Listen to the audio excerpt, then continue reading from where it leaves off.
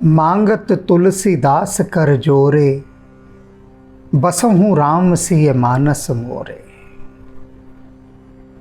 कल का एपिसोड 151 151 जिन्होंने सुना वे बहुत कुछ सोचने समझने पर विवश हो गए होंगे और तुलसीदास जी पर क्या बीत रही है इसका कण मात्र का अनुमान तो वे लगा ही चुके होंगे। आज तुलसीदास जी कल के क्रम को आगे बढ़ाते हुए एक नई बात अब कह रहे हैं और उस नई बात को भी हम शुरू में नहीं समझ पाएंगे, विचित्र लगेगी। संतों की सारी बातें होती ही विचित्र है, विचित्र किंतु सत्य। आज क्या कह रहे हैं सुनिए, सुनकर आपके होश उड़ जाएंगे। कीजे मोको जम जातना मई। कह रहे हैं हे राम जी, आप मुझे यमराज जैसी यातना के लिए उनके पास भेज दीजिए कि यमराज मुझे यातना दें। आप प्रभु से हाथ जोड़कर राम जी से क्या यह प्रार्थना करेंगे कि हे राम, हमें नरक की आग में झोंक दो, यमराज जितनी यातना हमें दे सकता है उतनी यातना दे और हम इस नरकाग्नि में जलते रहें, ऐसा आप कीजिए हमारे साथ। कोई भी नहीं करेगा ये प्रार्थना, ना ये विनती। हम सभी तो एक ही विनती करेंगे कि नरक को हमसे रखो दूर और स्वर्ग को बसा दो हमारे घर में। हर तरफ नरक जैसी मस्ती छाई हो, सुविधा हो, ऐशो आराम हो, नरक से दूर रखिए। लेकिन यहाँ तुलसीदास जी बिल्कुल उल्टी बात कह रहे हैं। वे हाथ जोड़कर विनती कर रहे हैं और कह रहे हैं हे राम जी, आप मुझे यमराज के पास भेज दीजिए जिससे वह मुझे खूब यातना दे, यम की यातना, नरक की आग में झोंक दो मुझे। क्यों झोंक दो? क्योंकि मेरे काम ही ऐसे हैं। कैसे हैं वो कल बता चुके हैं, विनय पत्रिका के 151 एपिसोड में कल बता चुके हैं, आज भी बताएंगे। बताने का सिलसिला उनका थमा नहीं और न थमने का नाम ले रहा है। तो क्या कहते हैं, मुझे नरक की आग में झोंक दो राम जी। किस लिए, क्या कारण है, क्यों झोंक दो? राम तुमसे सुचि हृदय साहिब ही, मैं सठ पीठी दई। हे राम, तुम्हारे जैसा सच्चा साहिब पाकर, जो सुहृदय है, पवित्र है, मैंने उससे पीठ फेर ली है, पीठ कर ली है उस तरफ। ऐसे सुहृदय सच्चे स्वामी से मैं विमुख हो गया हूँ और यही मेरा दंड है कि मुझे नरक की आग में झोंक दिया जाए। राम जी से विमुख हो गया, उन राम जी से जिन्होंने सदा मेरा हित चाहा। गर्भवास 10 मास पालिपित मात रूप हित कीनो।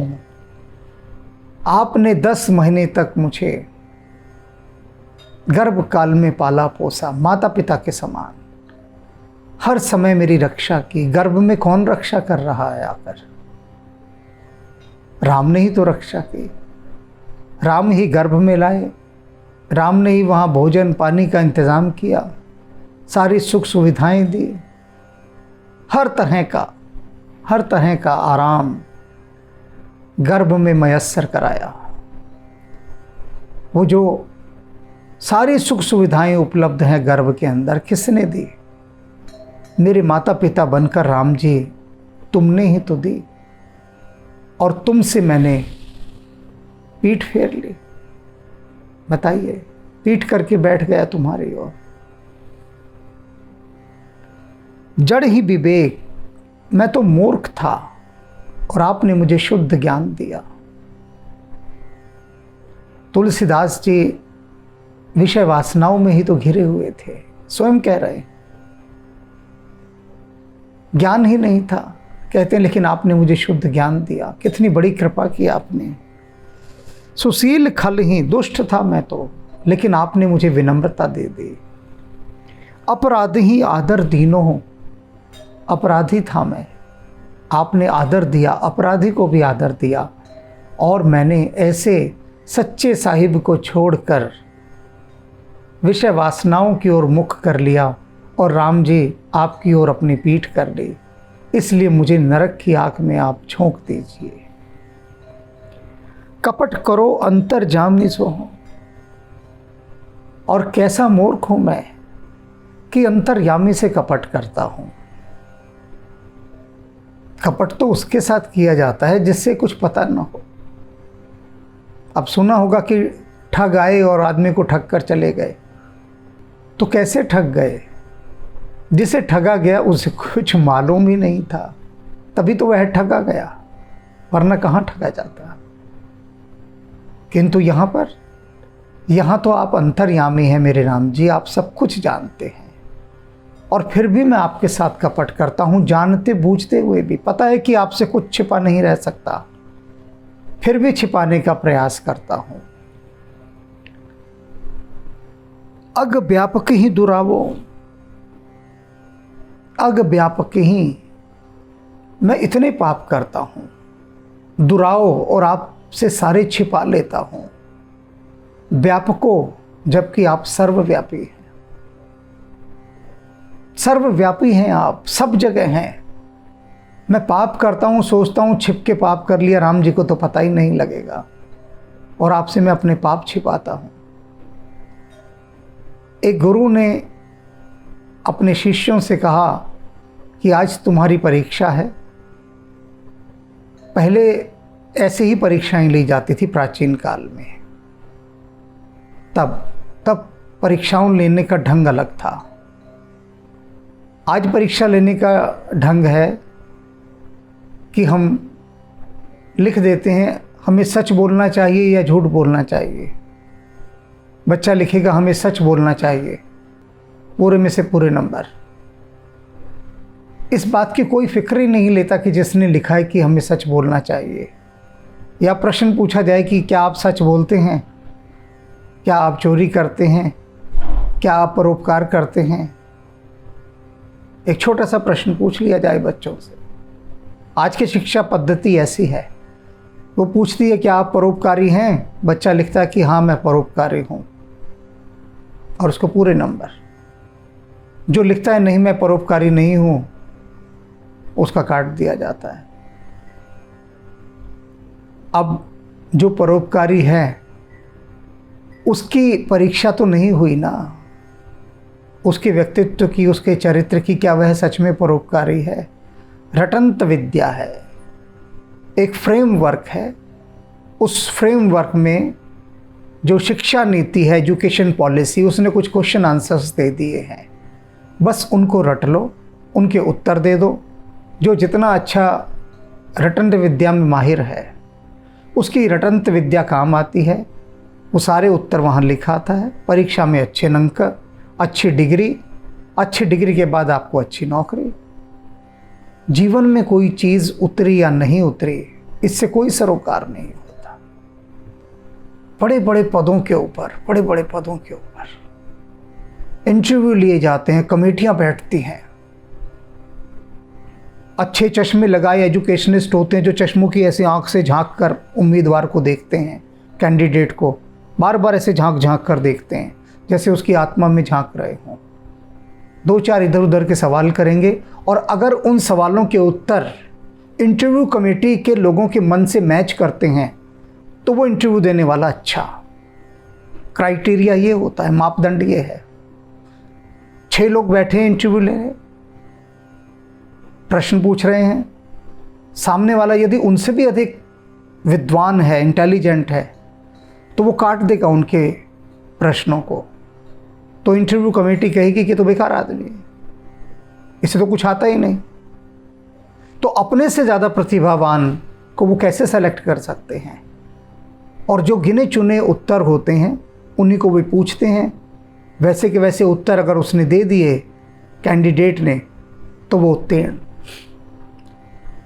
किसी के चरित्र पर कोई इंटरव्यू नहीं होता। इंटरव्यू माने प्रैक्टिकल। थ्योरियाँ होती हैं सब, वो थ्योरी में कहेगा जी मैं बहुत बड़ा देशभक्त हूँ, मैं अपने काम को मेहनत और ईमानदारी से करूँगा, लेकिन इसका क्राइटेरिया क्या है, इसे कैसे चेक करेंगे? इसे भी चेक करने का तरीका है। प्रेमचंद की एक कहानी है परीक्षा। उसमें ये चेक करने का तरीका बताया। एक रियासत अपने दीवान को नियुक्त करना चाहती है। दीवान बहुत ऊंचा पद होता है। समझ लीजिए कि किसी राज्य का सचिव दीवान साहब, आपने सुना होगा ना, तो राजा के बाद पूरी रियासत को दीवान ही देखता है। तो दीवान के पद का इंटरव्यू रखा गया, क्योंकि जो पहले दीवान थे उन्होंने राजा से कहा कि अब मेरे बस का काम करना नहीं है, आप मुझे सेवा मुक्त कर दीजिए। जो पहला दीवान था वह बहुत ही काबिल आदमी था, बहुत काबिल, दयालु, देशभक्त, हर प्रकार से।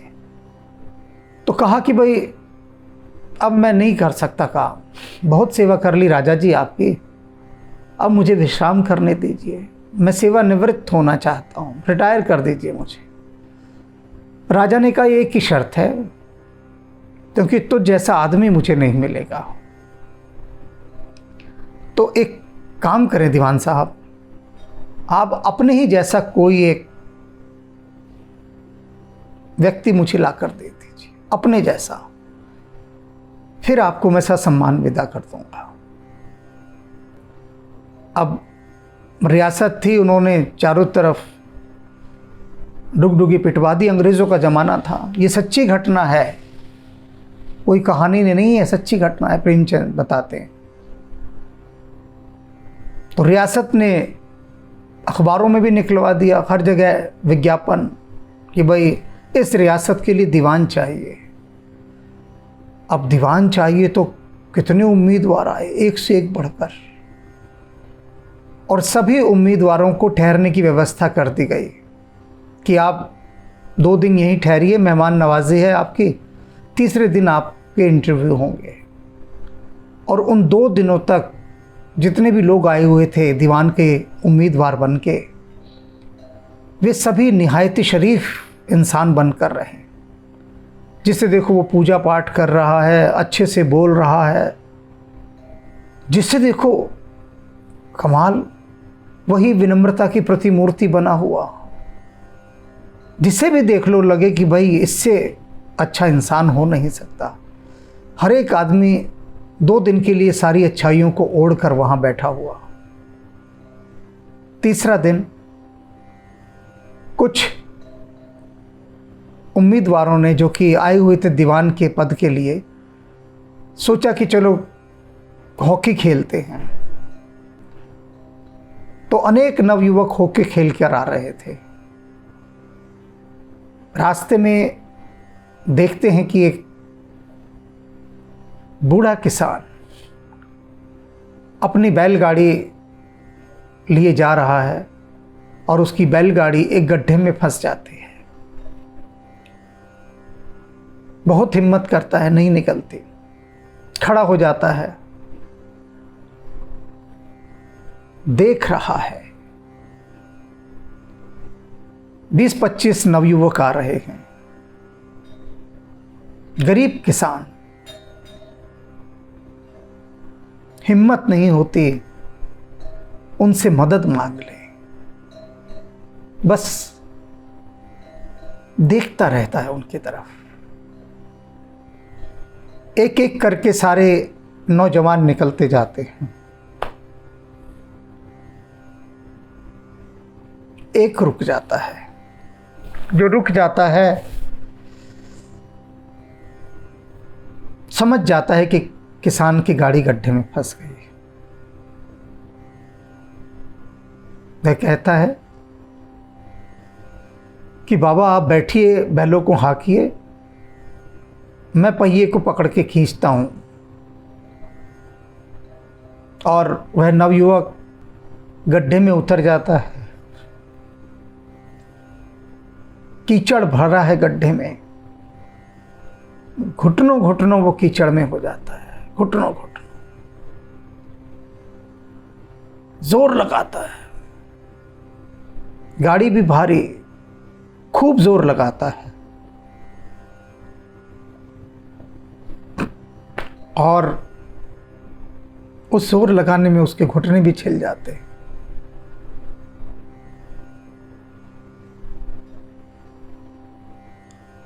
किसी प्रकार से बैलगाड़ी बाहर निकलती।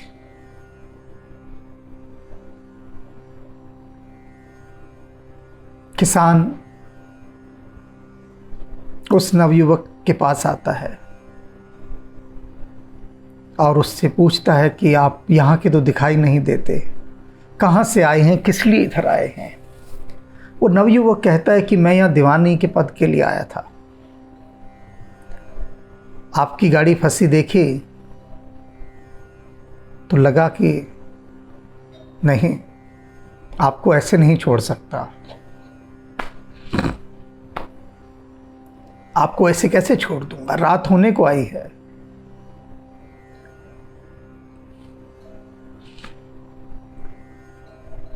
वह बूढ़ा मुस्कुराता है,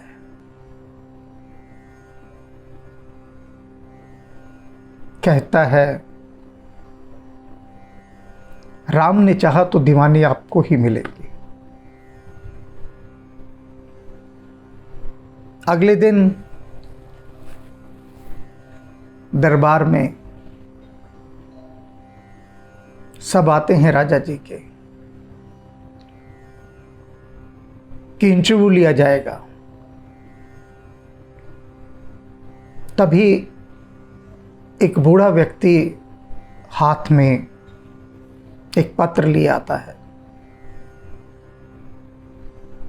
वह जो टीम है हॉकी वाली, उसके खिलाड़ी उस बूढ़े में कुछ परिचय के चिन्ह खोजने शुरू करते हैं कि कुछ जाना पहचाना लग रहा है ये बूढ़ा आदमी।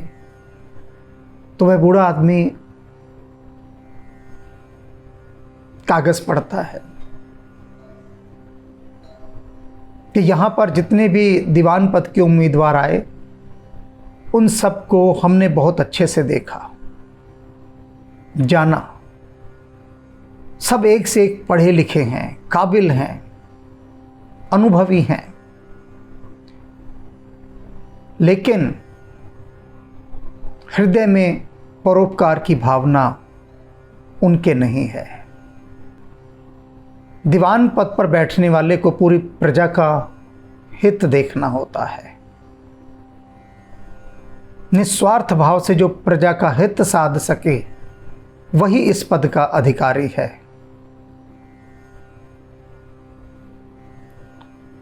और दीवान के इस पद के लिए मैं एक ऐसे नवयुवक को सुयोग्य मानता हूं, सुपात्र मानता हूं, जिसने रात के अंधेरे में जंगल में एक गरीब और बूढ़े किसान की बैलगाड़ी को कीचड़ से निकाला, जिसके अंदर इतना जज्बा है, इतना एहसास है दूसरे के दुख दर्द को समझने का। वास्तव में वही किसी राज्य का दीवान बन सकता है। वही ऐसे इंटरव्यू। तो तुलसीदास जी की देखो कितनी छोटी सी बात है ये, लेकिन उसकी व्याख्या करने के लिए कितना विस्तार देना पड़ता है, तब इस छोटी सी बात को समझा जा सकता है। तुलसीदास जी तो चले गए, छोटी सी बात को कहकर आगे बढ़ गए। उन्होंने तो क्या कह दिया, अग व्यापक ही दुरावो, कि मैं आपसे अपने पाप भी छिपाता हूं। तो जितने भी लोग बड़े बड़े पदों पर आते हैं वे वहां पर अपने अवगुणों को थोड़ी ना बताते हैं। इन जगहों में कोई नहीं बताता। सब अपने गुण ही गुण बताते हैं और तुलसीदास जी तो अवगुण ही अवगुण बताए जा रहे हैं। तो क्या कह रहे हैं कि मैं अपने पाप भी आपसे छिपा कर रखता हूं, जबकि आप सर्वव्यापी हैं, आपसे कुछ छुपाया नहीं जा सकता। ऐसो हो कुमति सुविवेक पर, रघुपति ने कीन्यु मन आवे। कहते हैं कि ऐसा कुमति दुर्बुद्धि सेवक हूं मैं आपका, ऐसा नमक हराम सेवक हूं मैं आपका। ऐसे हूं कुमति कुसेवक पर, रघुपति ने कियो मन भावो। इन सब के बाद भी आप इतने कृपालु हैं कि आपका मन मेरे से प्रतिकूल नहीं हुआ। मैंने आपसे नजरें फेर ली राम जी, आपने नहीं फेरी। आप आज भी मुझ पर कृपालु हैं। मैं नमक हराम हूं, कुसेवक हूं, कुमति हूं, दुर्बुद्धि हूं, सारे गुण मुझ में हैं, लेकिन फिर भी आपने मुझे नहीं बिसराया, मैंने आपको बिसरा दिया। उधर भरो किंकुर कहाई, और देखिए मैं कैसा हूं, अपना पेट भरता हूं ये कहकर दुनिया को कि मैं राम का सेवक हूं, आपका किंकर कहलाता हूं, आपका गुलाम कहकर मैं संसार से मांगता फिरता हूं और अपना पेट भरता हूं। लेकिन बेचो विषयानी हाथ हियो है, लेकिन अपना हृदय वह तो मैंने विषय वासनाओं को बेच दिया है, हृदय उनको दे दिया है, नाम आपका लेकर खाता हूं। बताइए, मुझ जैसा दुर्बुद्धि नमक हराम, और उसके बाद भी आपकी कृपा थमने का नाम ही नहीं लेती है। मोसे वंचक को कृपालु छल छाड़ी के छो कियो है। मेरे जैसे वंचक को, धोखेबाज को कृपालु, हे कृपालु राम जी, छल छाड़ी के निष्कपट रूप से आपने मुझे क्षमा कर दिया है। आपने अपने मन में मेरी इन हरकतों को लेकर कोई कपट नहीं रखा, कोई इतना सा भी कण मात्र भी आपने दोष नहीं रखा। मीराबाई कहती है ना, प्रभु मोरे अवगुण चित्त न धरो। तो वही तुलसीदास जी कह रहे हैं कि आपने मेरे किसी अवगुण को अपने हृदय में नहीं धरा, अपने चित्त में नहीं धरा, और मुझे क्षमा किया, लगातार क्षमा किया, करते ही जा रहे हैं क्षमा। पल पल के उपकार रावरे जान बूझ सुनि नीके। कहते हैं हे राजा राम जी, पल पल के उपकार हैं आपके हमारे ऊपर, पल पल आप उपकार कर रहे हैं। और यह बात बूझी सुनी नीके जाने, मैं जानता हूँ, मैंने सुनी है, मैं देख रहा हूँ, सब कुछ जानता हूँ, देख रहा हूँ, सुन रहा हूँ कि आप पल पल मुझ पर उपकार कर रहे हैं, मेरा ध्यान रख रहे हैं। और उसके बाद भी मैं अपना हृदय किसको बेच आया हूँ? विषय वासनाओं को। और इसलिए हे राम जी, आप मुझे नरक की आग में जला दो, यमराज के पास यातनाएं भोगने के लिए छोड़ दो। भिद्यो ने कलोसुही ते कठोर चित्त कभू प्रेम सिए पी के। कहते हैं हे सिया के पिया, हे जानकी वल्लभ, हे प्रभु श्री राम, जानकी पति, सियापति, सिया पी के, अरे सिया के पिया, मेरा हृदय बहुत कठोर है, संग दिल इंसान हूं मैं, पत्थर दिल, और वज्र से भी अधिक कठोर है मेरा हृदय, वज्र से भी कठोर। क्यों? क्योंकि भिद्यों ने, क्योंकि वह भिदा नहीं है। आपके इतने उपकारों से तो इस पत्थर दिल, इस संग दिल को कोमल हो जाना चाहिए था, नर्म हो जाना चाहिए था। इतने उपकार हैं आपके, लेकिन ये आपके ये सारे उपकार, ये मेरे इस पत्थर जैसे दिल को भेद ना सके, तोड़ ना सके। आपके उपकार मेरे दिल पर कोई काम ना कर सके। मैं ऐसा एहसान फरामोश, बहुत पत्थर दिल हूं मैं। तो सिया के पिया, इसलिए मुझे आप नरक की आग में जला दो। स्वामी की सेवक हितता सब, कछु निज साईं द्रोही। कहते मैंने, राम जी, मैंने एक प्रयोग किया छोटा सा, तुलसीदास जी कह रहे हैं। क्या प्रयोग किया भाई? कहते मैंने ये सोचा कि मैं क्या प्रभु श्री राम से प्रेम करता हूँ, तो मैंने एक तराजू लिया, बुद्धि का तराजू, और उस बुद्धि के तराजू पर मैंने अपनी सारी भक्ति रख दी, सेवा रख दी, समर्पण रख दिया, सब रख दिया एक तरफ, और दूसरी तरफ साईं द्रोह रख दिया। साईं द्रोह माने कि आपको मैं कब कब कितना कोसता हूँ, कितनी गालियाँ देता हूँ, कितना नाराज़ होता हूँ, मेरी बेरुखी आपके लिए कितनी है, और कितना मैं आपसे विमुख रहता हूँ, पीठ किए रहता हूँ, ये दूसरे पलड़े पर रख दिया। तो जो बेरुखी का मेरा पलड़ा था ना, वो एकदम ज़मीन से जाकर लग गया, इतना भारी था, इतना भारी। और वो जो भक्ति का है, प्रेम का है, वो तो बहुत ही हल्का निकला, वो सबसे ऊपर उठ गया, तत्काल ऊपर उठ गया। इसलिए आप मुझे नरक की आग में जला दीजिए। मैं मति तुला तौल देखी, मैंने मति की तुला पर उसे तौल कर देखा है। भई मेरी ही दिस गरु आए। और क्या हुआ, वो जो मेरा साईं द्रोह वाला पलड़ा था ना, वो बहुत भारी निकला, बहुत भारी। ये तो हूँ परहित करत नाथ मेरो। इतने पर भी, इतना सब कुछ होने पर भी, हे नाथ, हे राम जी, आप मेरा हित ही करते हैं, भला ही करते हैं। तभी तो तुलसीदास जी कह रहे हैं कि सच्चे साहिब, सुसाहिब, सुहृदय तो राम जी ही हैं, जो इतने अपराधों के बाद भी, इतने दोषों के बाद भी हमारे उन दोषों पर ध्यान ही नहीं देते, अपनी कृपा बरसाते ही रहते हैं। ए तुहु परहित करत नाथ मेरो, करी आई अरु करी हो। इतने पर भी आप मेरा भला करते आए हैं, कर रहे हैं, और आगे भी करते रहेंगे। मैं तो सुधरने वाला नहीं।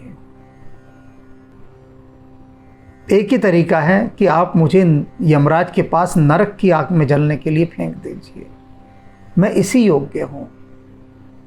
आपकी कृपा का पात्र नहीं हूं, किंतु आप फिर भी सतत निरंतर मुझ पर कृपा ही करते जा रहे हैं। तुलसी अपनी ओर जानियत प्रभु ही कनेड़ो भरी हैं। राम जी, इस तुलसीदास को, इस नमक हराम को, इस दुर्बुद्धि को आप अपनी कृपा में रखिए। इस कनोड़े को, ये जो आपके एहसानों तले दबा हुआ है, ये जो हमेशा आपके एहसानों तले दबा हुआ है, मैं जानता हूं कि आप अपनी रीत नहीं छोड़ेंगे, अपनी प्रीत की रीत नहीं छोड़ेंगे। आपकी प्रीत की रीत क्या है कि जो आपकी शरण में आ गया, आप उसकी रक्षा करते हैं, फिर चाहे वह कैसा भी हो। अब मुझे देख लीजिए ना, कैसा हूं मैं, सब बता दिया आपको कैसा हूं। आप तो जानते ही हैं पहले से, फिर भी मैंने आपको सब बता दिया कि मैं कैसा हूं।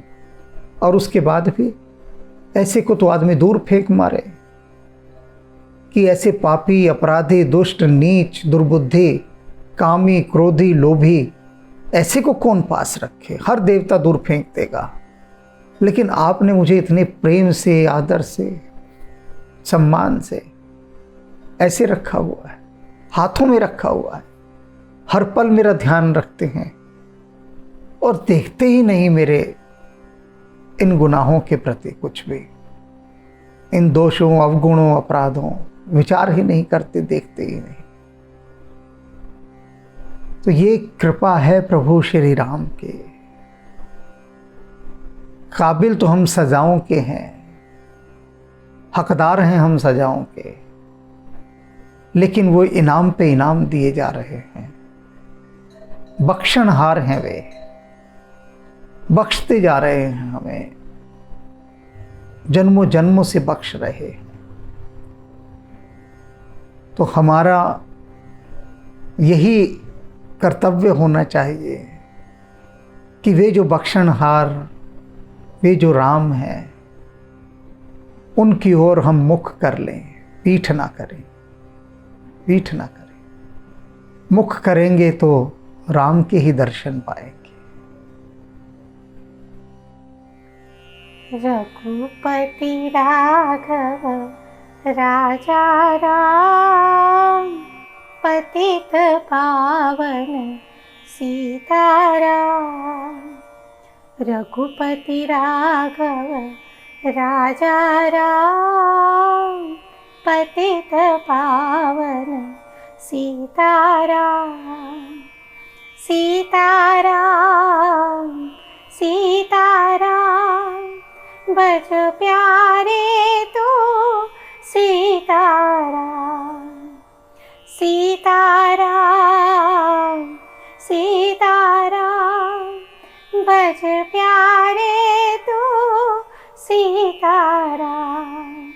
रघुपति राघव राजा राम, पतित पावन सीताराम।